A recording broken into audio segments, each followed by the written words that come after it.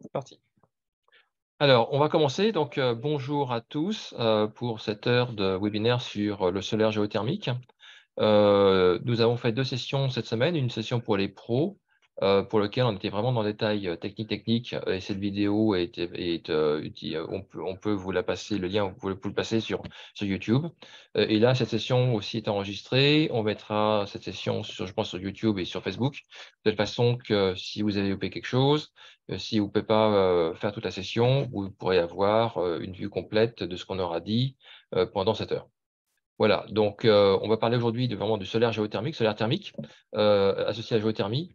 C'est quelque chose qui est assez nouveau en France. On a 2 acteurs sur le marché qui font ça.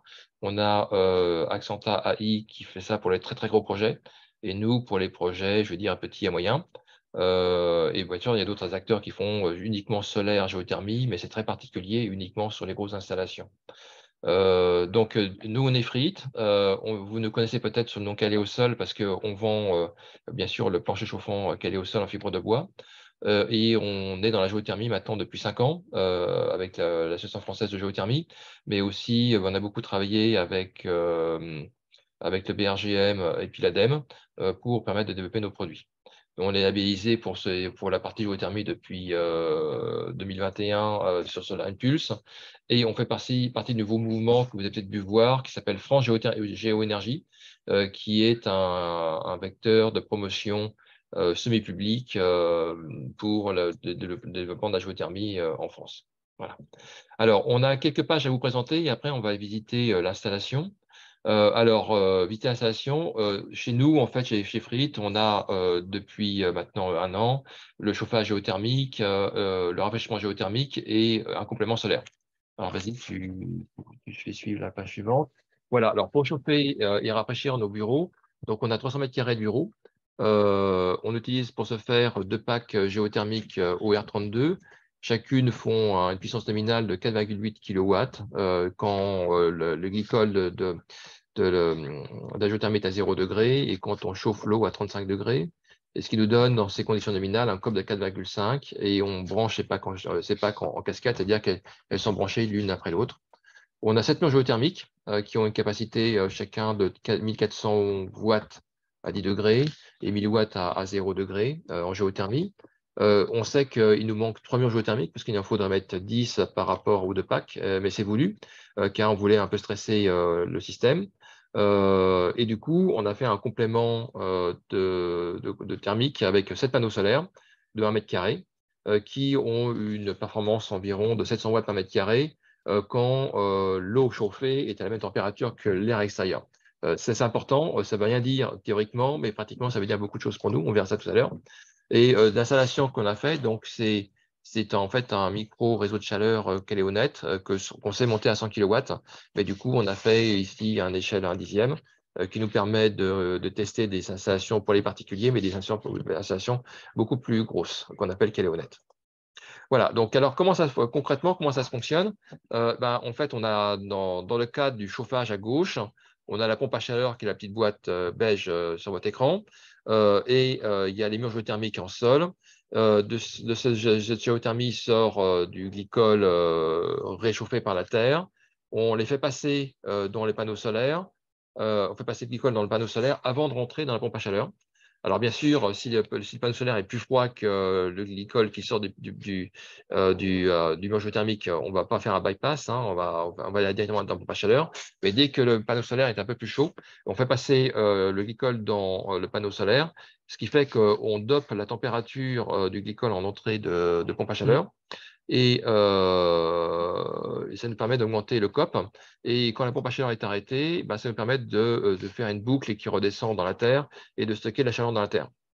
À l'opposé, donc en été, on va utiliser, alors là c'est plutôt à l'automne, le stockage de chaud, c'est-à-dire qu'en septembre, on n'a pas besoin de chauffer le bâtiment.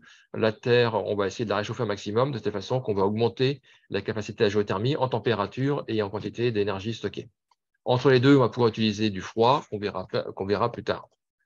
Alors, pour ceux qui n'ont pas vu encore les murs géothermiques, hein, alors là, on ne peut pas vous montrer chez nous parce que les tranchées sont bouchées.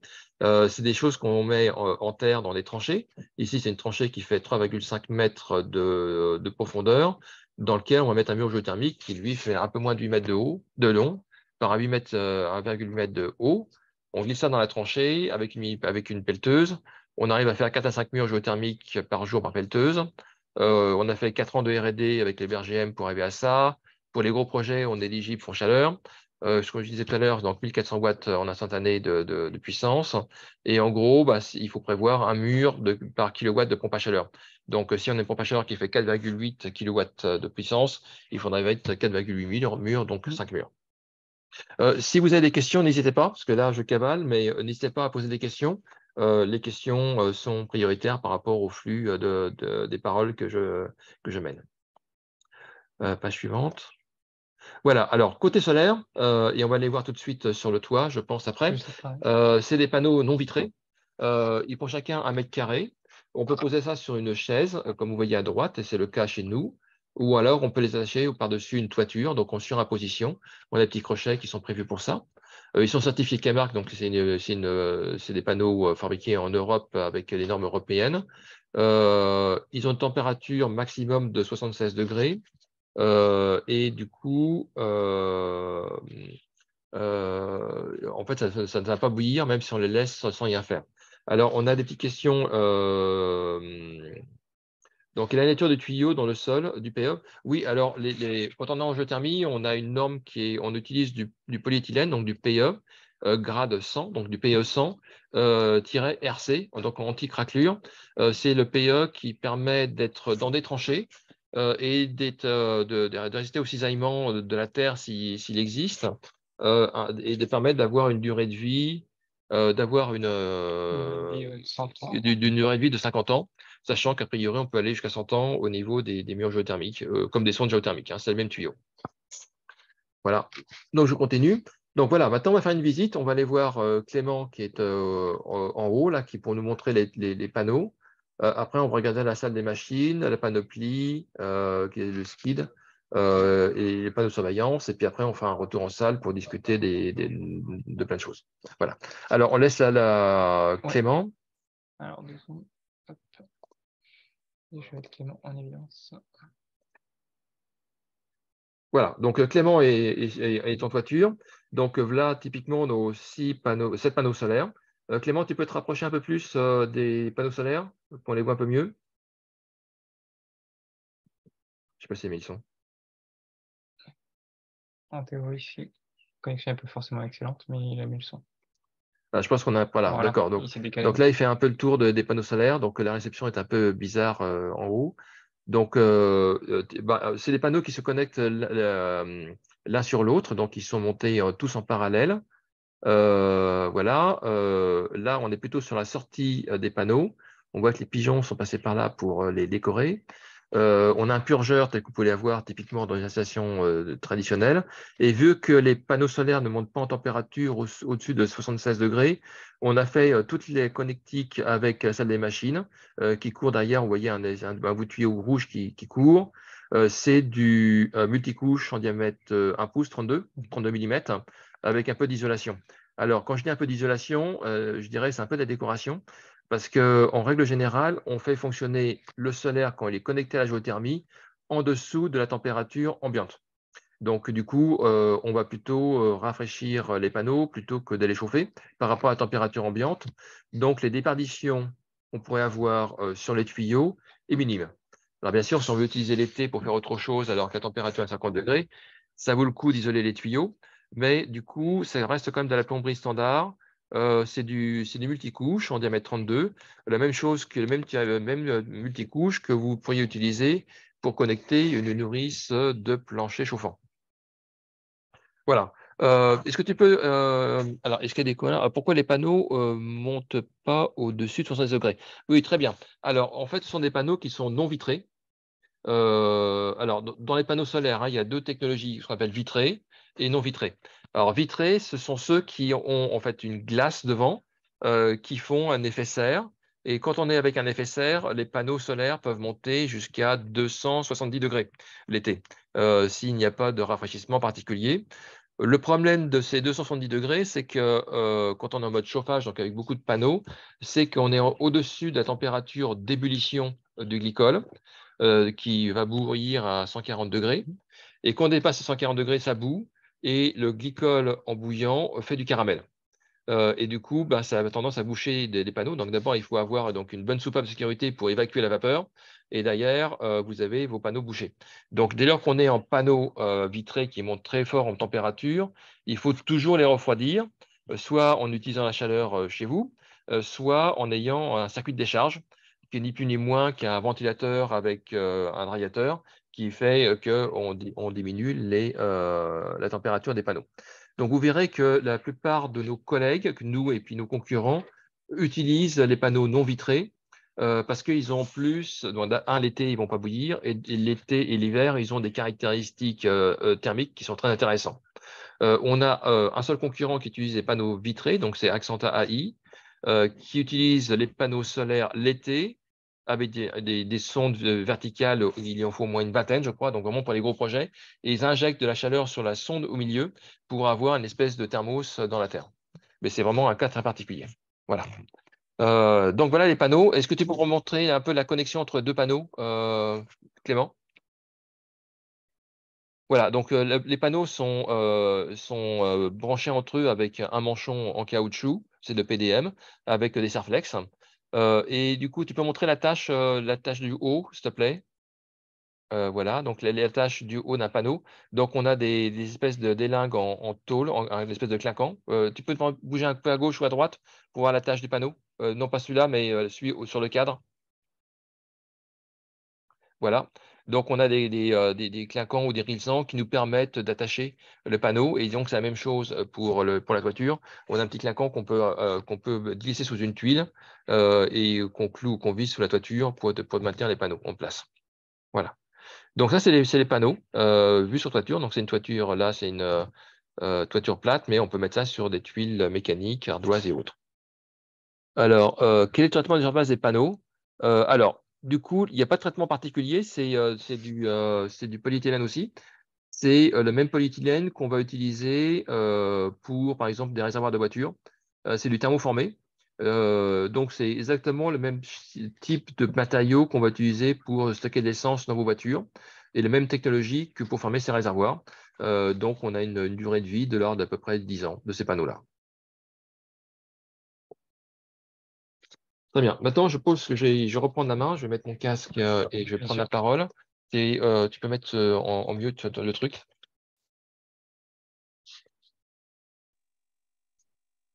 Très bien. Et du coup, moi, il faut que je bouge la caméra.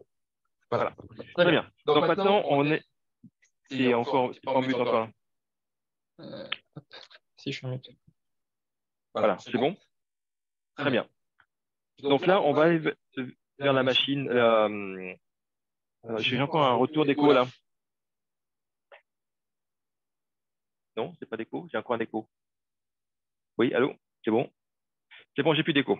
J'espère que vous m'écoutez, vous m'entendez bien. Donc déjà, donc pour ceux qui n'ont jamais vu une pompe à chaleur géothermique, donc voilà une plaque géothermique avec son emballage ici, avec son insonorisation, et une pompe géothermique, bah, typiquement, vous avez ce qu'on voit ici, c'est un échangeur de chaleur, là, côté chaud. L'autre qui est noir, qui est l'échangeur côté géothermique, un peu de tuyauterie, le compresseur bien sûr au milieu, deux circulateurs, un pour faire circuler le glycol côté géothermique est ici, et ici le circulateur côté chaud, des sécurités au niveau température, et ici un étage électrique parce qu'on est en logique câblée. Donc ça, c'est une pompe à chaleur qui peut avoir une taille jusqu'à 8 kW au niveau puissance. Si on veut aller au-dessus, c'est exactement la même chose. Là, on a une PAC qui peut monter jusqu'à 17 kW. Là, c'est une PAC qui fait combien Elle fait 10, celle-là. D'accord, elle fait 10. Donc, on a le compresseur qui est bien sûr plus gros. On a les échangeurs de chaleur qui sont derrière là-bas qui seront bien sûr plus gros. On a des pompes, des circulateurs qui sont aussi un peu plus gros. Et on retrouve la même logique ici avec la logique câblée. Et ici, des petites choses qu'on a rajoutées, qui est notre automatisation par la domotique. Alors, tout ça, si on ne fait pas attention, ça fait beaucoup de tuyaux à brancher parce qu'il ne part que 2 tuyaux pour la géothermie pour la pompe à chaleur et 2 tuyaux pour le chauffage. Et on va faire beaucoup de choses avec qui ne sont pas forcément compris dans la pompe à chaleur. Et du coup, ça donne ça. Alors, pour vendre nos pompes à chaleur, on a créé une platine qui permet de regrouper toutes les fonctions, qui permet de brancher le ballon tampon, qui permet de brancher l'ECS, qui permet de faire du rafraîchissement, qui permet de chauffer la piscine, ce qui permet ce qui fait qu'on a beaucoup de branchements. Et du coup, on livre cette panoplie à fixer au mur sur lequel vous branchez vos 4 tuyaux qui sortent de la pompe à chaleur. Et après, vous branchez vos tuyaux pour aller vers l'utilisation. Et au moins, vous avez tout est prêt et tout fonctionne. Alors, maintenant, si on fait un zoom pour la partie solaire, la partie solaire, pour gérer le solaire, c'est uniquement cette partie-là qui est en option sur la platine. Donc, la platine, on la livre en général coupée ici avec deux vannes papillons. Et après, vous pouvez rajouter ce kit qui permet de gérer le solaire. Alors, voilà, je vais vous montrer un peu comment ça marche depuis la géothermie. Alors, une géothermie, donc, on arrive avec un tuyau noir, donc le fameux tuyau PE100RC. Donc, alors, pour celui qui arrive en salle des machines, on peut utiliser celui qui est avec un liseré bleu que vous connaissez bien pour tout ce qui est adduction d'eau. Et là, on a un premier coude qui part derrière. Et derrière, entre ici et là, on a l'échangeur à plaques pour le géocooling. Alors, le géocooling, hein, vous vous rappelez, c'est une fonction qui est hors pompe à chaleur. La pompe à chaleur peut faire de l'eau chaude sanitaire ou être arrêtée. Et on peut faire du géocooling en même temps parce que le géocooling, c'est uniquement avec un échangeur à plaques qui est là, qui est complètement indépendant de la pompe à chaleur. Le géocooling, c'est vraiment, on n'utilise pas d'électricité de la pompe à chaleur pour faire du rafraîchissement. On sort du géocooling ici. Et là, donc, soit on n'utilise pas le solaire et donc l'eau continue à monter par là, va dans le filtre à tamis, va dans le filtre à bout qui est là, descend et va rentrer avec le flexible qui est ici dans la pompe à chaleur. Donc ça, c'est la boucle qui vient de la géothermie pour passer à travers ou pas le géocooling ou pas avec le solaire et qui va rentrer dans la pompe à chaleur. Si la pompe à chaleur est arrêtée, le circulateur fait retourner le glycol dans la géothermie. Si la pompe à chaleur fonctionne, fonctionnement, donc le glycol se fait refroidir dans la pompe à chaleur avant de retourner à la géothermie.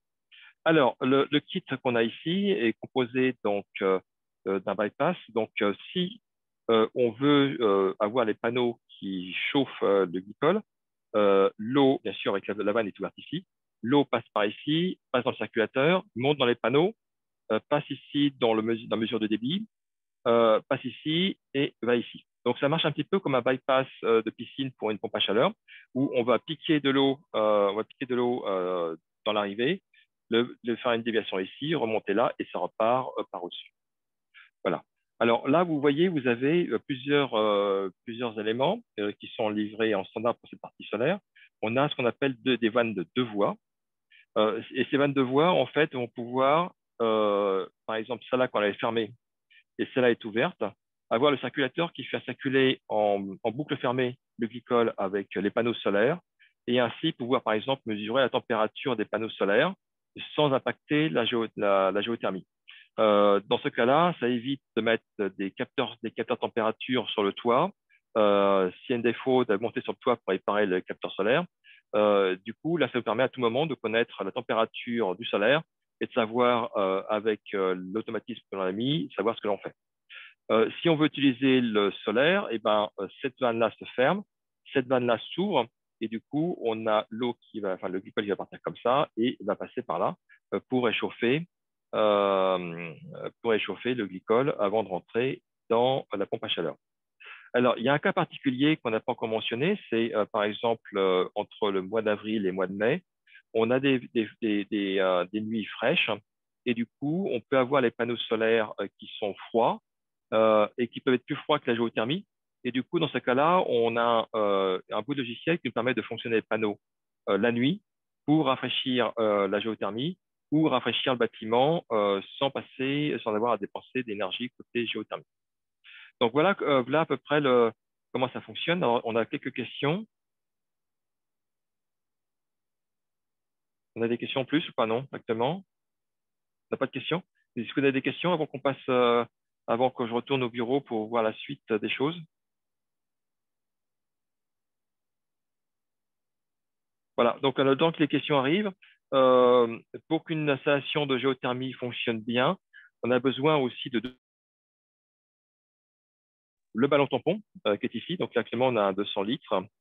Et ici, on a le chaud sanitaire. Hop, j'ai un peu flou là. Hop, sur le sanitaire qui est ici. Voilà. Alors, l'électronique de pilotage, pendant que je suis là. L'électronique de pilotage. Alors oui, alors pour piloter tout ça, on utilise ce qu'on appelle la domotique et plus particulièrement ce qu'on a développé qui s'appelle Caléodome.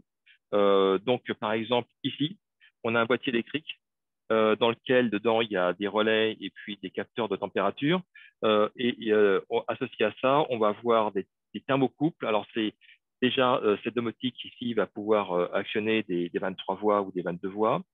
Mais aussi, quelque part, par exemple, on a des thermocouples qui sont équipés, qui nous permet sur votre PC ou sur votre tablette ou sur votre téléphone d'avoir à tout moment une vue de ce qui se passe au niveau solaire et géothermie, mais aussi de pouvoir automatiser des séquences de travail.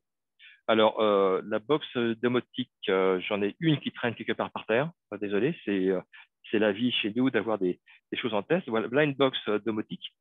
Donc, c'est avec comme un Raspberry avec une antenne Zigbee et en dessous, on a une antenne Z-Wave qu'on a branchée directement sur notre box domotique, sur notre box Internet.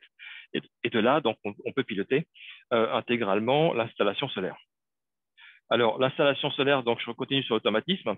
Bien sûr, ces vannes de voies ici sont pilotées par Caléodome avec des automatismes. Par exemple, quand on est en mode chauffage l'hiver, Caléodome va de façon fréquentielle, par exemple toutes les 5 minutes, tester la température du solaire. Si la température du solaire est si les panneaux solaires sont plus chauds que de la géothermie, et ben à ce moment-là, les bandes de voie s'actionnent et on va de façon automatique réchauffer la géothermie. Alors, j'ai des questions supplémentaires. Alors, pourquoi un ballon de 200 litres et pourquoi pas un ballon de 200 litres? Alors, c'est intéressant. Alors, le truc, c'est qu'en fait, la différence de prix entre un 200 litres et un 100 litres, je dirais qu'il y a 20% d'écart de prix entre un 200 litres et un 100 litres. Et on s'est dit que c'était vraiment intéressant pour cette carte de prix de garder un 200 litres parce que quand on va produire de l'eau chaude sanitaire, et ça c'est le cas pour toutes les pompes à chaleur, hein, que ce soit aérothermie ou géothermie, on va perdre en fait, le chauffage pendant une demi-heure, trois quarts d'heure, le temps que le ballon de chaude sanitaire chauffe. Et du coup, si on veut avoir un confort dans votre maison, il faut pouvoir continuer à chauffer votre maison pendant qu'on produit de l'eau chaude sanitaire. Alors, donc, pendant cette demi-heure, soit on a assez d'eau chaude stockée qui nous permet d'avoir une continuité de service, ou on n'en a pas assez. Et on a estimé que mettre 200 litres, c'était très intéressant pour avoir cette continuité de qualité de service pendant qu'on fait de l'eau chaude sanitaire. Surtout que quand on est en solaire, un truc intéressant, c'est qu'on a des calories gratuites qui arrivent pendant la journée.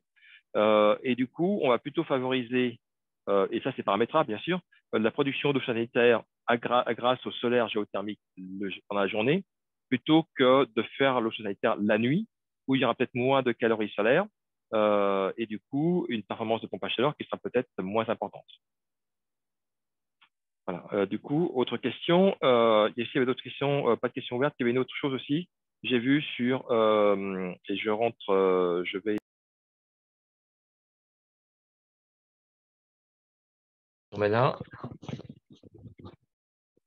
Voilà, l'autre question qu'il y avait, c'était donc est-ce qu'on peut utiliser des panneaux double technologie, donc de type photovoltaïque et eau chaude? Oui, alors donc en France, on a Dualson qui fait ça. Oui, ça fonctionne. Mais je mets donc autant les panneaux solaires donc, qui sont ceux qu'on vous montre, en fait, il faut en mettre au minimum 3 par mur géothermique. Autant avec un DualZone, il faut en mettre un peu plus, je dirais 4, parce qu'en fait, il y a la technologie qu'ils utilisent en fait, n'est pas directement en contact avec le soleil, donc a un rendement un peu moins bon. Mais ça fonctionne, hein. On en a déjà mis en place. Les premières stations qu'on a fait chez nous étaient avec des panneaux DualZone. Ça fonctionne. Un tout petit peu moins bien, mais ça fonctionne très bien.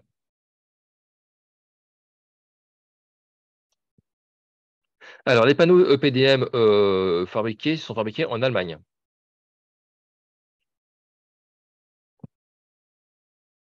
Voilà. Voilà. Donc maintenant, on voit le. On voit nos têtes. Ouais, on voit nos têtes. Très bien. Baisser le son. Oui, je ne sais pas comment. Oui, Je vais juste. Hop, je laisse voir. Très bien. Voilà, donc on revient en salle. Donc, on va voir le panneau de domotique. On est où là? Pourquoi tu fais arrêter là? Voilà. Donc, c'est typiquement un tableau de bord qu'on va avoir avec le solaire géothermique. Donc, il y a beaucoup de données. Mais du coup, on a la colonne de gauche, par exemple, qui donne tout ce qui est en réel. La colonne du milieu, c'est plutôt ce qui se passe minute par minute. Et puis, à droite, la colonne de droite, c'est plutôt les performances qu'on a jour par jour. Donc là, on a les vumètres qu'on a à gauche. Par exemple, les quatre premières aiguilles en haut à gauche, c'est qu'est-ce qui se passe au niveau solaire. Donc là, on avait une entrée dans les panneaux solaires à 4 degrés ce jour-là. Je ne sais pas quand c'était, mais c'était vraiment il y a longtemps, cet hiver. L'eau repartait à 4,3 degrés. Il faisait une température extérieure de 7 degrés. Et les panneaux solaires fournissaient 314 watts. Voilà. Là, en dessous, on a la pompe à chaleur numéro 2 qui avait une entrée à 4,1 degrés, qui ressortait à moins 0,6. La pompe qui fait en nominal fait 4,8, nous sortait 6000 watts, avec un COP de 5,5. Et du coup, la colonne du milieu, ben, on voit les premières courbes que l'on voit au milieu, en haut, c'est la performance du solaire minute par minute. Donc, c'est au mois de janvier, du coup, c'était plutôt vers le 15 janvier. La puissance de la PAC en watts. Et puis à droite, les kilowattheures fournis jour par jour par les différents éléments.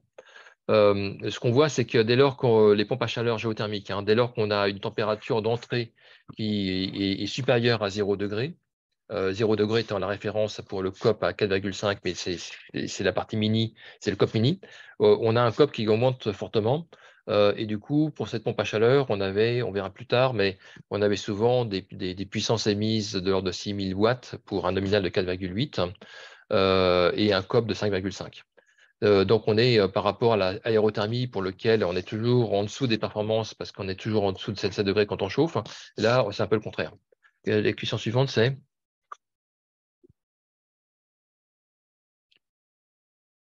Non, alors là, c'est effectivement, ce qu'on mesure, c'est une mesure. Donc là, c'est le débit fois la température en sortie moins la température en entrée, ce qui nous donne un nombre de watts. Et sur lequel on ajoute bien sûr la puissance du compresseur qui nous donne en fait le nombre total de watts restitués. Donc là, quand on voit 6000 watts restitués en chauffage, c'est composé de 1000 watts, 1050, 1080 watts et le complément en géothermie. Dans les pompes à chaleur, en général, géothermie, quel que soit le COP, la consommation du compresseur est quasiment identique. Et du coup, la variation, c'est la température en entrée et le débit qui permet d'avoir un bon pincement aussi. Ouais, très bien. Alors, on va passer à la suite. Alors, du coup, on va parler un petit peu de performance maintenant. Vas-y. Du coup, là, c'est toujours issu de notre Caléodome. On a bien sûr des tableaux de bord, on a des automatismes, c'est lié avec les thermostats, etc. Et on a bien sûr la possibilité de faire des requêtes. Là, c'est du type SQL, qui nous permet de savoir qu'est-ce que tout ça, ça permet de faire. Donc là, on a deux graphiques. On a un graphique qui nous montre, le premier qui est plutôt vers le haut, qui nous montre en fait la production d'énergie solaire jour par jour entre le 23 janvier et le 1er mai. En bleu, la courbe bleue, c'est la température de la géothermie. Donc, on voit qu'on était parti assez bas, on était parti à 0 degré au niveau géothermie. Et petit à petit, on augmente la température de la géothermie.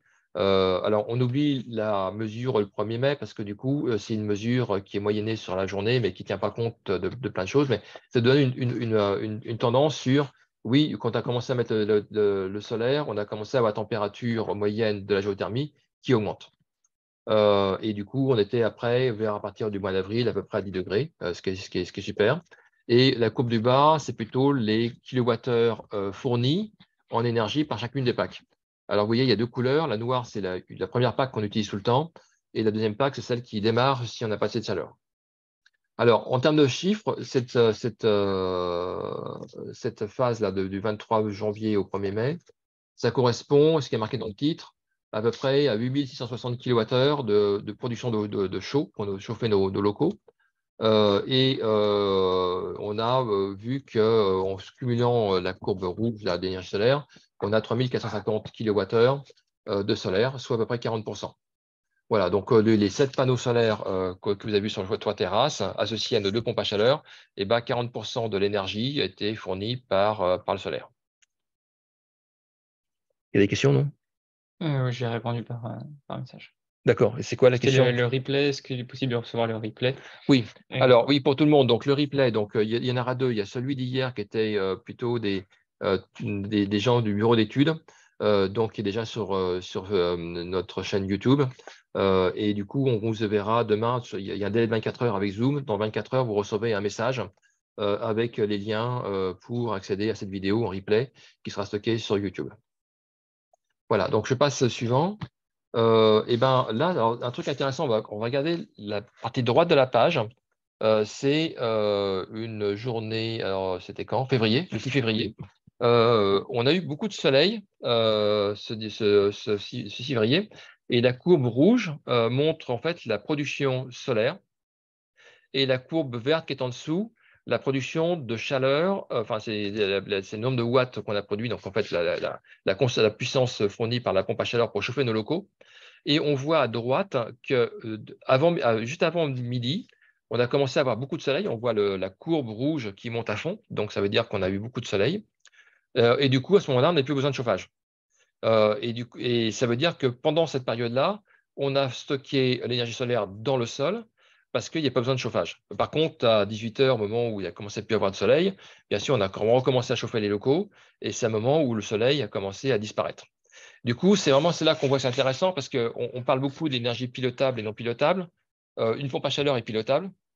L'énergie solaire n'est pas pilotable. Mais du coup, pour rendre pilotable l'énergie solaire, le moyen, c'est de la stocker de telle façon qu'on puisse la restituer à un autre moment dans la journée. Et du coup, ce qui nous permet de regarder à gauche, pardon, désolé, la page est un peu à l'envers. Et là, on a deux courbes. On a la courbe de la température de la géothermie et la température extérieure. Et du coup, on arrive à en voir que de façon journalière, on arrive à impacter assez considérablement la température de la géothermie. Et je répète, hein, du coup, passer de 0 degré en géothermie à 10, ça vous permet de gagner 20% de COP. Donc, ça veut dire de diminuer de 20% votre consommation d'énergie. Mais en plus de diminuer aussi la taille de la géothermie, d'avoir besoin de moins de terrain pour implanter les murs géothermiques. Tout à fait. Alors, on a deux petites questions. Oui. Alors, la première question, est-il possible d'avoir de la géothermie plus du solaire avec une seule pompe à chaleur? Oui, bien sûr. Là, on a fait ça avec 2 pompes parce qu'on voulait prouver plein de choses. Mais je pense qu'actuellement, 20% de nos devis pour les particuliers. Bien sûr, on va installer qu'une seule pompe à chaleur pour une maison, sauf si si vous avez un château.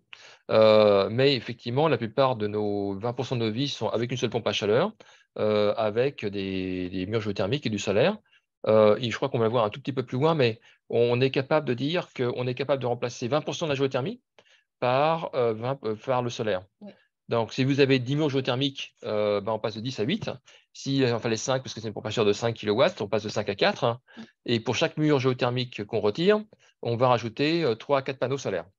On le verra un peu plus. Alors, ça, c'est des petits, ce n'est pas des gros panneaux solaires qu'on a vu, c'est des panneaux qui font 1 mètre carré. Pour information, un panneau photovoltaïque fait 1,7 mètre carré. Et un panneau traditionnel que vous voyez en toiture pour faire des chauffe-eau solaires à base de panneaux vitrés, c'est plutôt 2,2 à 2,7. Hein, donc, c'est pour vous donner un peu d'idée. Alors, Oui. la deuxième question, vous disiez faire repartir le glycol à 0,6 degrés. N'y a-t-il pas de problème pour la végétation qui se trouvera au-dessus?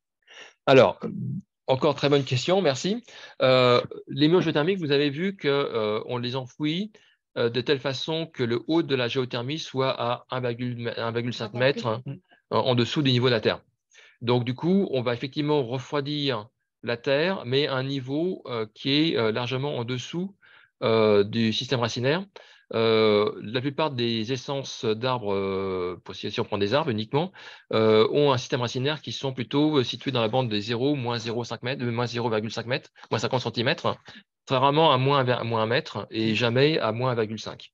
C'est vrai qu'il y a une ou deux espèces qui ne sont pas européennes qui ont un système racinaire qui sont beaucoup plus profond, mais en général, en dessous de moins 50 cm, on n'a plus grand-chose, quoi.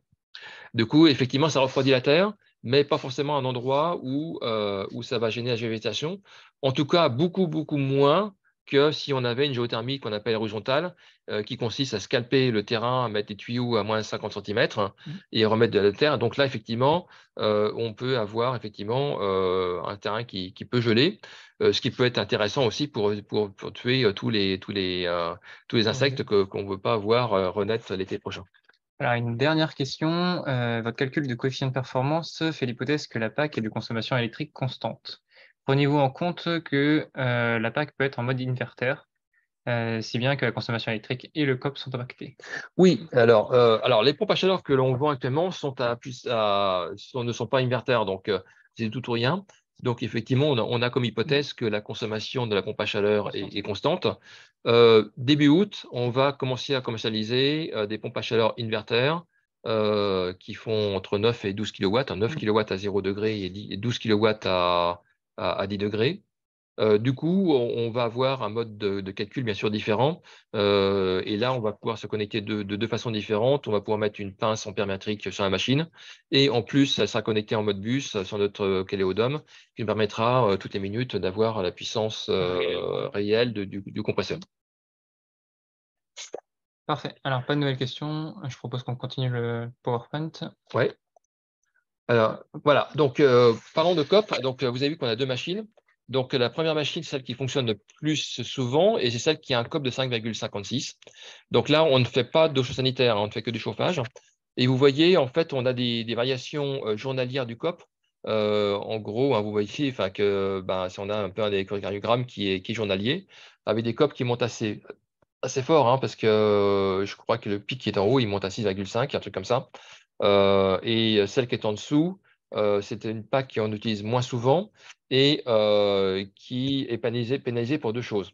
Un, on s'est planté dans la plomberie,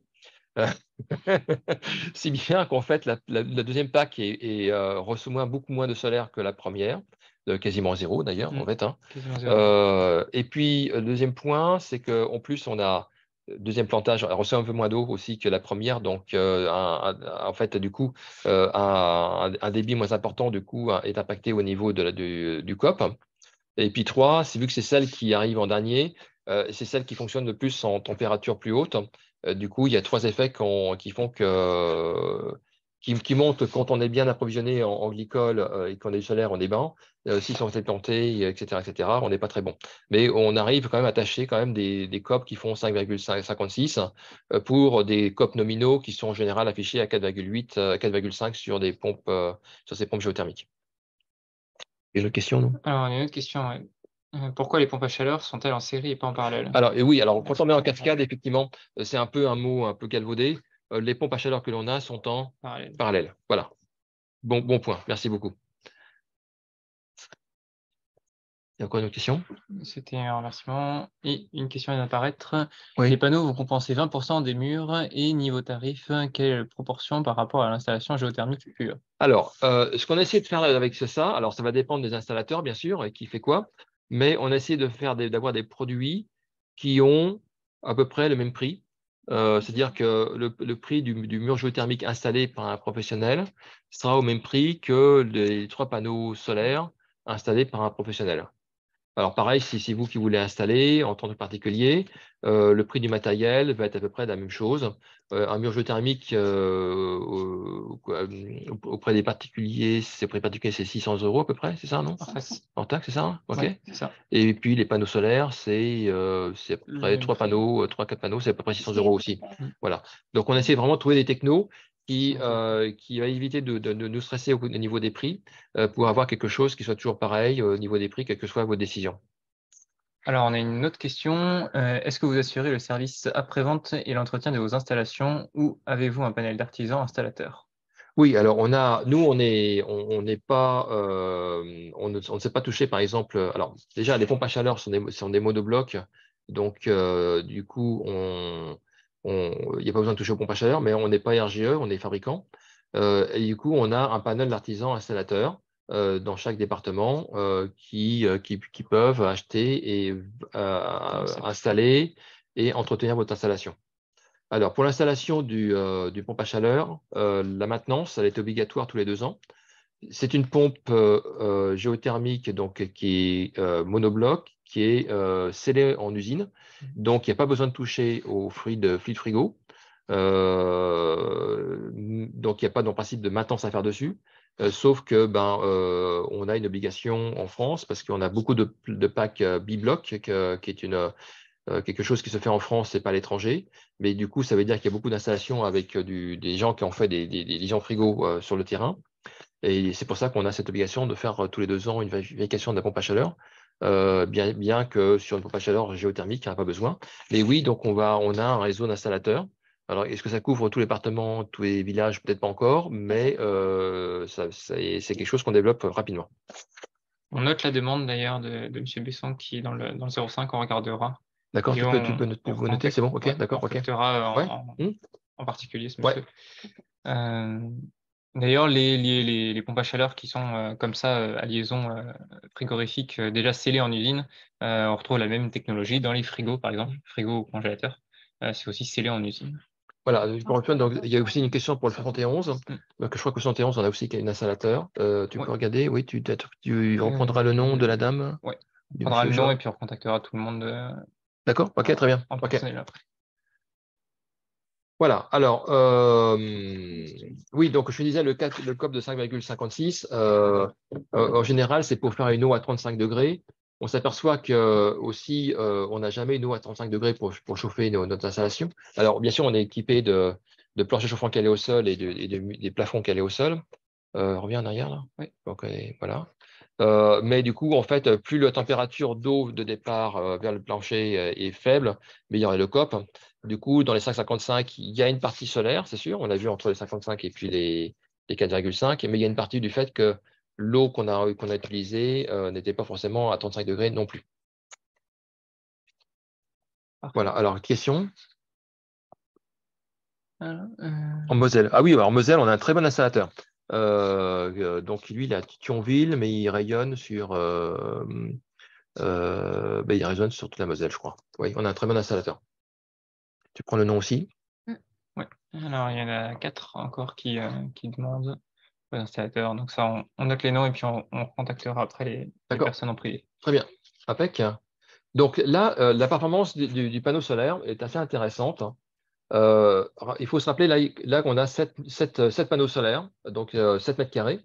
Et ce qu'on a vu, par exemple, là, on voit à gauche, c'était le 13 février 2023. On est monté à un pic de 7500 watts de production solaire sur 7 mètres carrés. Alors, si on divise 7500 par 7, ça nous donne 1000 et quelques. Et ce qui est intéressant, c'est que le soleil ne sait pas produire plus que 1000 watts par mètre carré. C'est le maximum. Si vraiment on est en plein été, avec le panneau vraiment orienté exactement face au soleil, mais en hiver, 1000 watts par mètre carré, avoir 1000 watts par mètre carré, en principe, c'est pas possible. Pourtant, on l'a eu, sachant que la puissance maxi des panneaux est donnée à 5200 watts, c'est les fameux 774 watts qu'on a vu tout à l'heure, x 7. Et si on regarde des abacs qu'on utiliserait normalement avec du solaire normal, on serait à 2008. Alors, c'est quoi le truc qui nous permet de booster cette performance? Et je crois que c'est la page suivante qui nous l'explique.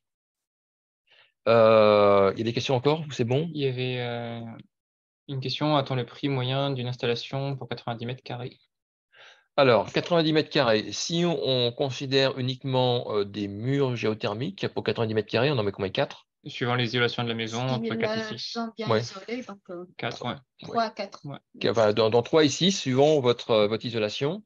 Un mur géothermique installé par un professionnel, 1500 euros. 1500 euros. Donc, Entre 6 et 9000 euros pour uniquement l'installation des murs géothermiques. À ça, il faut rajouter le prix de la pompe à chaleur. Pour Ouais. une maison de 90 mètres carrés, on est sur à peu près entre 4 et 6 kW. Mhm. Donc à peu près entre 4 et 6 000 euros, pareil. Plus le professionnel qui viendra l'installer. Ouais. Alors, il y a un point particulier par rapport à ça. Si vous faites installer par un professionnel RGE, il y a le fameux coup de pouce, exactement, géothermie, qui vient en plus de MaPrimeRénov' et qui est indépendant du revenu. Donc, du coup, pour une maison qui fait 100 mètres carrés, en gros, le coup de pouce couvre l'installation des murs géothermiques, quel que soit votre revenu, indépendamment de ce que vous pouvez avoir en plus avec MaPrimeRénov'. Alors, il y avait encore d'autres questions, c'est bon? Équipement installateur sur le 37, oui, d'accord, on a aussi. On a noté aussi. Oui, d'accord, ok, très bien. On a un très bon installateur. D'ailleurs, avec lui, on va faire à côté d'Amboise, il y a un hôtel de luxe qui se crée et du coup, on va équiper avec lui 2000 mètres carrés de calé au sol EcoPlus dans les chambres et 4 packs géothermiques 15 kW, c'est-à-dire 17 kW, 4 ballons, etc. Enfin, un truc un peu gros. Et ça sera un chantier qui va se dérouler, s'il n'y a pas encore de retard, en septembre, octobre. Ouais, voilà. Voilà. Alors, du coup, comment on explique la performance des panneaux solaires? Là, on a pris pour exemple quelque chose qui s'est passé entre le 14 février et le 19 février pour expliquer le phénomène. À gauche, le graphique à gauche montre 3 journées avec une courbe là, une courbe en cloche, qui est typiquement ce qu'on utilise qu'on voit avec des panneaux solaires traditionnels, c'est-à-dire que le soleil brille et plus il brille, plus on produit. Et du coup, on sait heure par heure, par exemple, quelle est l'insolation du soleil en watts par mètre carré. On multiplie ça par le coefficient de performance du panneau et ça nous donne la puissance maxi qu'on peut avoir. Alors, n'oubliez pas que là, on est avec des panneaux froids parce que la géothermie, en général, est avec une température inférieure à ce qu'on a en température extérieure. Du coup, on n'a pas d'affaiblissement de la performance dû à l'élévation du panneau solaire par rapport à la température extérieure. D'où le fait qu'on n'a pas besoin de vitrer parce qu'on est toujours très bas en température. Du coup, c'est une première façon de dire, je prends les 774 watts fois l'isolation et ça me donne l'énergie que mon panneau solaire peut fournir de façon traditionnelle. Ça, c'est la partie gauche. La partie droite, eh ben, à partir de 12 heures le 16 février, on a eu un temps dégueulasse. On appelle dégueulasse, on est content parce qu'il pleut maintenant, donc c'est un très très beau temps pluvieux, mais pas de soleil. Et une température à peu près douce, c'est-à-dire il a dû faire, je sais pas, 7, des 12 degrés, etc. Et on s'est aperçu que nos panneaux solaires ont produit H24. Vous voyez, autant à gauche, ça fait une courbe de Gauss, c'est pendant la nuit, nada, parce qu'il faisait froid, temps typique vent d'Est l'hiver, il fait froid, et puis voilà, la nuit, il ne se passe rien. Et après, vent d'Ouest, il pleut, ça crache, et puis voilà. Et puis, à 12 heures, le 19 février, complètement à droite, on repart avec un pic de soleil. Et du coup, on s'est aperçu que, en fait, même s'il n'y a pas de soleil, nos panneaux solaires fonctionnent parce qu'ils font office qu'on appelle l'échangeur à plaques. C'est-à-dire, on met de l'eau qui vient de la géothermie, qui est plus froid que l'air, et cette différence de température fait qu'on chope des calories qui viennent de l'air.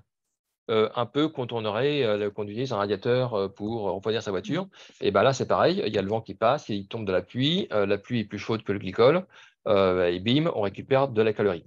Et ça, on a pu le quantifier et le mettre en équation. Et le truc est très simple. En fait, il y a la température extérieure, moins la température de la géothermie.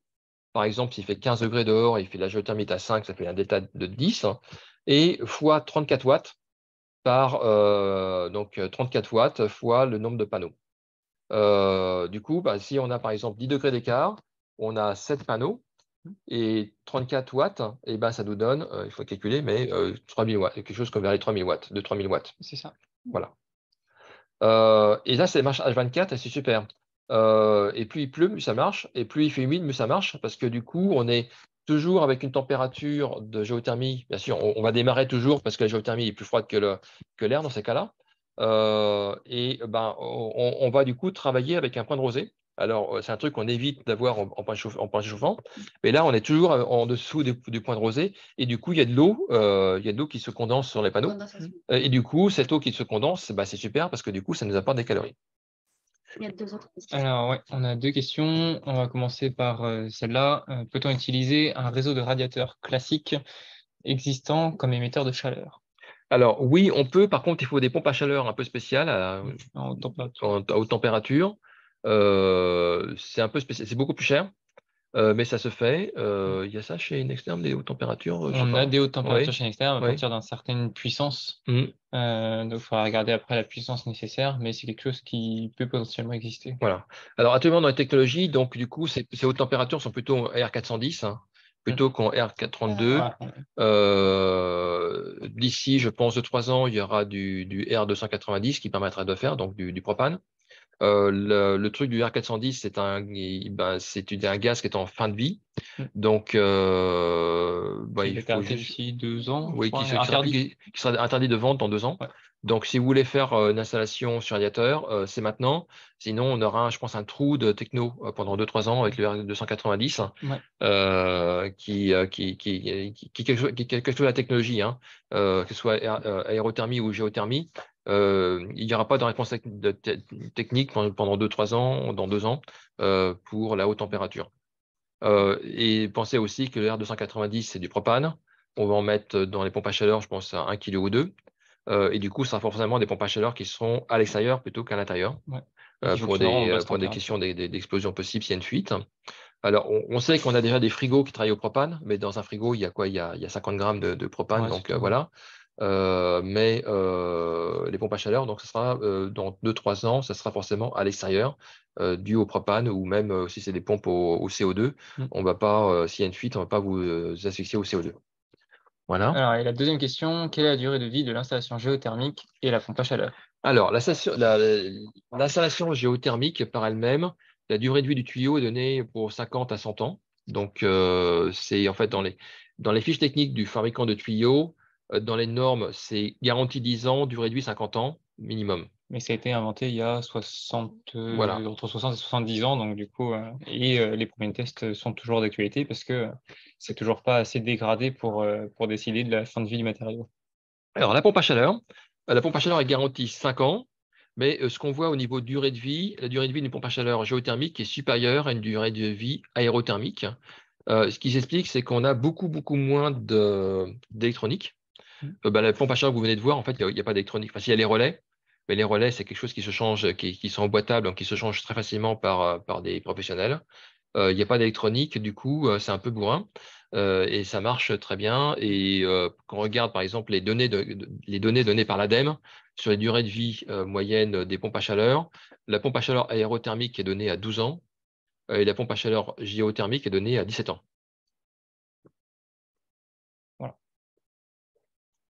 Parfait. Alors, pas d'autres questions pour l'instant. On Ouais. va passer à la slide suivante sur la présentation. Voilà. Et du coup, le solaire, avec les fameux panneaux que vous avez vus, on peut les utiliser et c'est codé actuellement dans Caléodome de 4 façons différentes. Vous avez l'hiver, c'est ce que vous avez vu, donc on va soit stocker dans le sol, soit monter la température en entrée de Pâques. Il y a au niveau du printemps, je dirais mai, début juin, où on va essayer de conserver la géothermie la plus froide possible en utilisant le roof cooling, c'est-à-dire que la nuit, on va profiter que la température baisse à 10 degrés, un truc comme ça, et que la géothermie est à 12, pour continuer à booster en froid la géothermie, de telle façon qu'on puisse utiliser l'été avec un peu plus de géothermie. Mais je reste sur le printemps, donc soit effectivement on l'utilise en mode froid, soit on peut l'utiliser aussi déjà pendant la nuit. pour utiliser le roof cooling. Par exemple, il fait 10-12 degrés dehors. On n'a pas la possibilité d'ouvrir les fenêtres ou d'aérer. Du coup, on peut utiliser le roof cooling la nuit pour rafraîchir bien le bâtiment, éviter que ça chauffe trop là, pendant la journée. Et là, le truc, c'est 34 watts par mètre carré de panneau par delta T. S'il fait, par exemple, 10 degrés dehors et puis que vous faites circuler de l'eau à 18 degrés, ça fait 8 degrés fois 34 fois le nombre de mètres carrés. Donc là, on a la puissance qui est définie. Et l'été, donc, on peut participer au jeu cooling encore avec les roof cooling la nuit. Dès lors que la température extérieure va descendre en dessous de 18 degrés, et ben, on peut faire fonctionner directement les panneaux avec le plancher chauffant calé au sol pour rafraîchir la nuit. 18 degrés, c'est à peu près la température qu'on obtient en stabilité l'été. Voilà. Et 18 degrés, c'est la température définie par les normes européennes sur les planchers ou les plafonds chauffants, de telle façon qu'on évite d'avoir le point de rosée. Et cette fois-ci, on évite d'avoir de la rosée sur le plancher. Ouais, en partie rafraîchissement. Voilà. Et puis en automne, du coup, à partir de début septembre, on va commencer à stocker l'énergie. Donc, si les panneaux sont à 50 degrés, on va mettre 50 degrés dans la terre, de telle façon qu'on va espérer augmenter la température de la terre autour du niveau géothermique de façon conséquente pour augmenter la capacité et le COP en entrée d'hiver. Des questions? Non. Non, c'est bon? Voilà. Alors, calculer le dimensionnement, vas-y. Tu veux en parler un petit peu? Où je vais? Vas-y. Voilà. Donc, alors, si vous avez féru de calcul, donc tout ce qu'on vient de voir donc, est calculable. On a par exemple pour la RT 2012, on a un fichier qui contient les 5 zones géographiques de la France, les zones 1, 2, 3, 4, 5, et dans lequel on a par heure, donc sur les 8700 heures d'une année, on a l'irradiation solaire moyenne et la température de base horaire aussi, qui nous permet de calculer par rapport à ce qu'on a vu tout à l'heure, en fait, sur la base d'irradiation, combien on pourra avoir de calories données par ça, et par le delta T, combien on pourra avoir d'apport par par l'air ambiant. On a fait le calcul avant-hier avec ce fichier-là, qu'on peut vous donner, hein, qui est libre de droit. Et sur les 1400 kWh de solaire qu'on a répertorié sur notre installation par la mesure, en utilisant le fichier RT 2012, on a trouvé 3200. Donc 3400, 3200, sachant qu'en février, mars, avril, chez nous, à Blois, on a eu un temps à peu près conforme à la normale saisonnière. Donc on était à peu près conforme par RT 2012. Il faisait très chaud au mois de janvier, mais sur cette période-là, on était bon, pluviométrique et tout ça. Voilà, et du coup, ça permet de faire des calculs et de savoir effectivement qu'est-ce qu'on peut gagner. Et on a toujours le remplacement de jusqu'à 20% Ouais. des murs géothermiques par des panneaux solaires, donc 3 à 4 panneaux, ce qui représente 3 à 4 mètres carrés, parce qu'un panneau fait bien 1 mètre carré. Ce qui permet, voilà, si on a un manque de place au niveau géothermique, on peut quand même utiliser le solaire pour cette partie-là. D'accord. Alors, un point intéressant aussi pour les fameux 3400 ou 3200 kWh qu'on a vu tout à l'heure en solaire. Donc, vous avez vu, il y a deux sources, la partie irradiation solaire et la partie air ambiant. On s'est rendu compte que par calcul ou par la mesure, il y avait 2000 kWh qui étaient par l'air ambiant et 1200, 1400 par l'irradiation solaire. Alors, on sait que l'hiver, il n'y a pas beaucoup de soleil parce que sinon, on aurait chaud, on serait aux Antilles. Mais du coup, le déficit de soleil avec ces panneaux solaires, la partie apport par l'air ambiant est quand même très important parce que c'est 2000 kWh sur les 3400. Donc, c'est pratiquement 2 tiers. Et du coup, ça permet, par rapport à des installations traditionnelles, de diminuer aussi la taille des panneaux solaires parce qu'on a besoin de moins de panneaux solaires. En gros, les équations que je connaissais avant par les panneaux solaires traditionnels, hors géothermie, hein, donc en appoint par rapport à un chauffage, il fallait mettre 10%, donc 10 ou 15% de panneaux solaires par rapport à la surface habitable pour obtenir 40% d'apport solaire. Voilà. Page suivante. Alors là, c'est une étude. Alors, un exemple d'étude.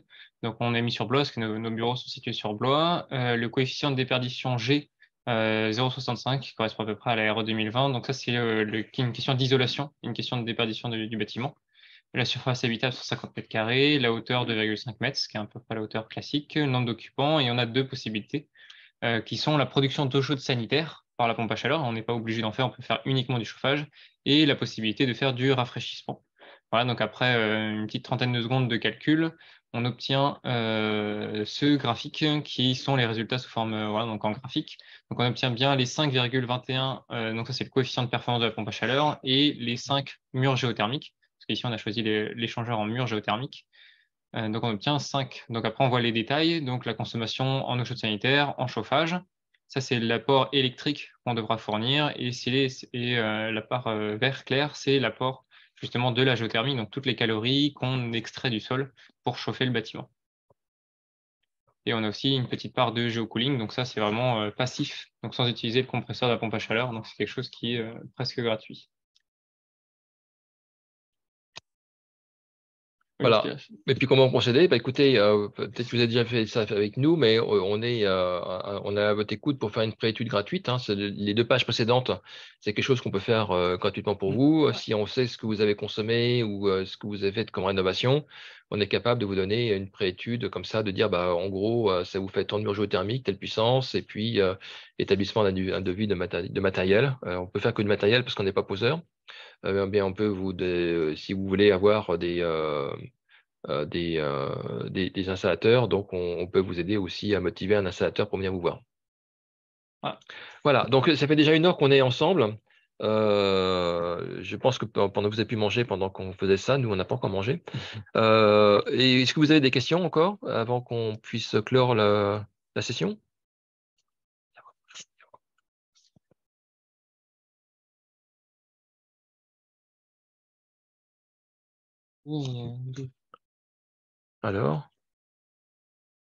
Alors, pour où trouver sur YouTube cette vidéo, donc en fait, Zoom met quand même un paquet de temps à digérer la vidéo. Ça met 2 heures je crois, de digestion à peu près. Après YouTube, maintenant avec l'HD, met 3-4 heures. Et entre-temps, Zoom en fait, va vous envoyer un message, un email dans 24 heures pour vous donner le lien sur cette vidéo. Voilà. Bon, écoutez, je pense qu'on va rester là. Si vous avez des questions, bah, vous connaissez déjà peut-être Marois, Antoine, qui sont tous les 2. Tu peux nous mettre nos têtes là? Oui. On va le partage. Voilà, vous avez peut-être eu Marois et puis Antoine au téléphone avant. Donc, ils sont là, à côté de moi. Donc, ils sont là pour répondre à vos questions. Voilà. Alors, est-il envisageable, puissance électrique nécessaire et intéressant d'alimenter un système pack par des panneaux photovoltaïques? Oui, alors effectivement, donc on en parlait un petit peu. Donc, alors, le photovoltaïque est toujours intéressant pour réduire la consommation électrique. Pensez bien que l'hiver, on n'a pas beaucoup de production photovoltaïque, c'est surtout l'été. Donc, si vous mettez du photovoltaïque, pensez que c'est plutôt en fait autoconsommation générale et revente de surplus à EDF, hein, parce que 80% de ce que vous allez produire comme électricité, c'est plutôt l'été. Donc, je prends le cas mon cas personnel, parce que en fait, j'ai beaucoup de panneaux solaires photovoltaïques chez moi aussi. J'en ai profité d'utiliser les Caléodome pour programmer mes appareils électroménagers tout au long de la journée, pour m'assurer que quand il y a du soleil, eh ben, je consomme l'électricité pour laver la vaisselle, laver le linge, et on ne le dira à personne, mais sécher le linge malgré qu'il fait beau. Et aussi, un truc qui consomme beaucoup l'été, c'est la pompe de circulation de la piscine, qui est largement supérieure, bien sûr, à la consommation d'un ménage. Une pompe de piscine consomme pratiquement 1 kW. Donc, sur 7 heures, 8 heures, ça fait 8 kWh. Un lave-linge, c'est 1 kWh. Un lave-vaisselle, c'est 1 kWh. Un sèche-linge, c'est 2. Donc, si vous faites une lessive, vous la séchez et vous faites une vaisselle, ça vous consomme quand même 2 fois moins que votre piscine. Donc, le photovoltaïque est surtout intéressant pour ça et aussi pour recharger la voiture. Parfait. Et ben, on n'a plus de questions. Voilà. Nulle part, voilà. Écoutez, bonne journée et à très bientôt pour des nouvelles aventures. À bientôt. Au revoir. Au revoir.